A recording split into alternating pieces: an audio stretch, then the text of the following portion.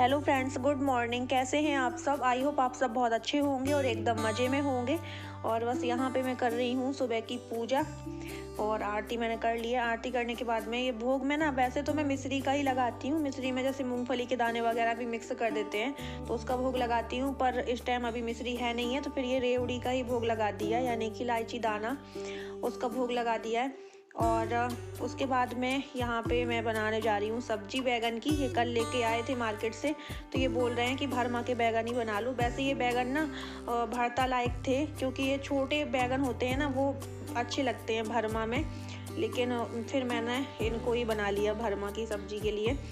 तो बस यहाँ पे मैं धीरे धीरे से उलट पलट रही हूँ, इनको धीरे धीरे बिल्कुल चला रही हूँ ताकि इनका ना मसाला ना निकल जाए, क्योंकि वैसे ही मिक्सी में बहुत ज़्यादा गीला हो जाता है मसाला, पानी डाल डाल के पीसना पड़ता है। सिलबट्टा में पीसा हुआ सही रहता है कि एकदम बिल्कुल वैसा ज़्यादा पतला नहीं हो पाता है, तो इस वजह से वो अच्छे से उसमें भर दिया जाता है तो निकलता नहीं है। और दोपहर के टाइम मेरी बड़ी वाली जेठानी आई हुई हैं, यानी कि मेरी जो मौसी जी हैं, मौसी की बड़ी बहू है ये। आप लोग जानते होंगे, पहले के ब्लॉगों में देखा होगा कभी। तो बस उन्हीं से बातचीत हो रही है हमारी। अभी जस्ट आती जा रही हैं, थोड़ा देर हुआ दीदी को आए हुए। और विवेक इनसे पहले ही आया था, काफ़ी देर पहले विवेक आया था। तो पहले तो श्याम के साथ में विवेक और श्याम दोनों मोबाइल चलाते रहे, मोबाइल देखते रहे। उसके बाद में श्याम और विवेक दोनों सो गए थे, लेकिन श्याम तो जब दीदी आई है ना, तो वो थोड़ी सी आहट पाके ही जग जाता है, पर विवेक जगने का नाम नहीं ले रहा है। मैंने भी इतना जगाया, दीदी ने भी इतना जगाया कि चाय पी लो, उठ जाओ, चाय पी लो, पर ये जगने का नाम नहीं ले रहा है, बस वो सोए जा रहा है। तो बोल रही थी कि ये रात में सोता नहीं है का, दीदी से पूछना अपनी, इनकी मम्मी से, कि ये सोया नहीं है का, बिल्कुल रात में भी काम करवाती है क्या दीदी तुम्हारी? तो ये सो रहा है बिल्कुल अभी दिन में, इतनी गहरी नींद में। तो इतना उठाया, नहीं उठा। श्याम भी उसके कानों में इतना चिल्लाता रहा, बिल्कुल बगल से खेलता रहा, वो नहीं जगा। बस यहाँ पे हम लोगों की बातें चल रही हैं।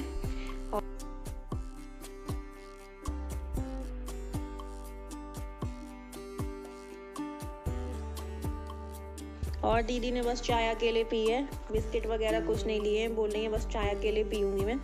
और बस हम लोगों की यहाँ पे बातें चल रही हैं। श्याम को भी मैंने थोड़ा बहुत बिस्किट खिला दिया है, तो वो खेल रहे हैं। और बिस्कुट खाए थे ना बेटा, बिस्कुट खा रहा है, आज बनाएंगे ना, मैं खिला।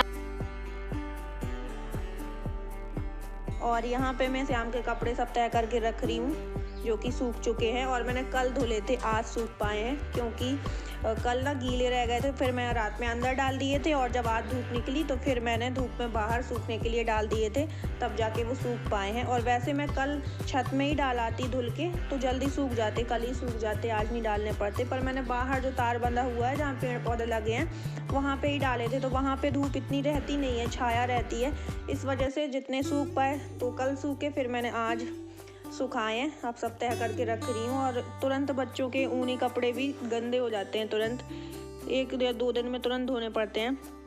और अब इससे आगे ना ऐसे ही सूखेंगे कपड़े 4-4 दिन में, जब कोहरा होने लगेगा।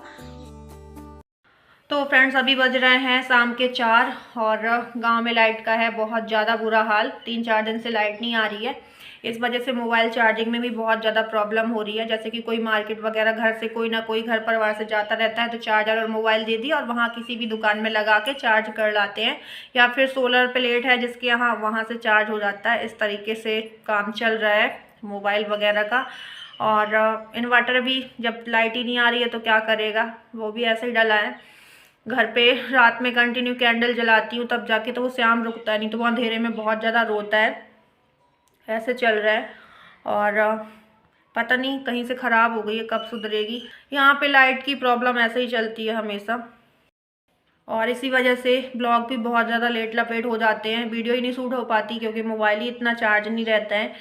और चार्ज थोड़ा बहुत यहाँ वहाँ से करके लाते भी हैं, तो तुरंत कहीं टॉर्च में कहीं कुछ में ख़त्म हो जाती है तुरंत बैटरी। इस वजह से ब्लॉग भी लेट लपेट इतने जाते हैं कि 4 दिन 5 दिन। और आप लोगों को तो पता ही होगा कि जो बड़ी वाली दीदी है मेरी, मुरैना में रहती है, उनकी कितनी ज़्यादा इस टाइम तबीयत ख़राब रही है। और जैसे कि नाइट में बुखार आया था उन्हें, और फिर सुबह मॉर्निंग में उन्होंने जब ब्लड टेस्ट कराई तो टाइफाइड, वायरल इन्फेक्शन और चिकनगुनिया जैसे सिम्टम भी थे, क्योंकि वो बोल रही थी कि शिवानी पूरे जॉइंट में पेन हो रहा है शरीर में। तो इस वजह से चिकनगुनिया में भी ऐसा होता है, और इस टाइम मुरैना में बहुत ज़्यादा, मुरैना ग्वालियर में चिकनगुनिया फैला भी है। तो इस वजह से दीदी 3-4 दिन एडमिट भी रही और काफ़ी प्रॉब्लम रही है। तो और घर पे जैसे कि दीदी हॉस्पिटल में रहती थी तो बच्चे ही पूरा घर का काम मतलब पूरा संभालते थे, घर पे रहते थे। तो अभी इतने बड़े तो है नहीं है कि पूरी जिम्मेदारी निभा लें, फिर भी बच्चे होके भी वो बहुत ज़्यादा जिम्मेदारी निभाते हैं। और जब दीदी फर्स्ट दिन ही एडमिट थी तभी मैं यहाँ से निकल रही थी कि मैं आ जाती हूँ, घर पे बच्चे अकेले होंगे। तो दीदी ने मना कर दिया था कि मुझे आराम मिल जाएगा कल तक, तो मैं डिस्चार्ज हो जाऊँगी, यहाँ से चली जाऊँगी घर। लेकिन दीदी दूसरे दिन भी नहीं उन्हें आराम लगा, तो दूसरे दिन भी वहाँ से डिस्चार्ज नहीं हुई, तीसरे दिन भी नहीं हुई। मैंने कहा दीदी रहने दो, मैं आ जाती हूँ, तुम्हें आराम नहीं लग रहा वैसे भी, और बच्चे परेशान हो रहे हैं, या फिर बड़े हों तो चल जाएगी, हाँ चलो पूरी जिम्मेदारी निभा लें, अभी वो बच्चे ही हैं। तो वो मना करती रही दीदी मुझे कि नहीं आना है, श्याम को कुछ हो जाएगा, बीमार हो जाएगा, वो तुरंत तो बीमार होता है, और वैसे भी सर्दी का मौसम अब बढ़ता जा रहा है, सर्दी बढ़ती जा रही है। और दीदी बोल रही थी कि इस side Morena Gwalior side chikungunya भी फैला है काफ़ी ज़्यादा, तो तुम रहन दो, यहाँ पे हॉस्पिटल में जगह भी नहीं है, इतनी ज़्यादा मतलब बीमारी चल रही है। देखो तुम छोटा है, वैसे भी वो तुरंत बीमार हो जाता है। तो मैंने कहा नहीं ऐसा कुछ नहीं है, ज़रूरी थोड़ा है ना कि वो उसे कुछ बीमार हो ही जाएगा वो, और मैं आ जाती हूँ। मैं निकलने भी लगी तो उन्होंने मना कर दिया और गुस्सा होने लगी कि नहीं आना, तुम बच्चा देखो।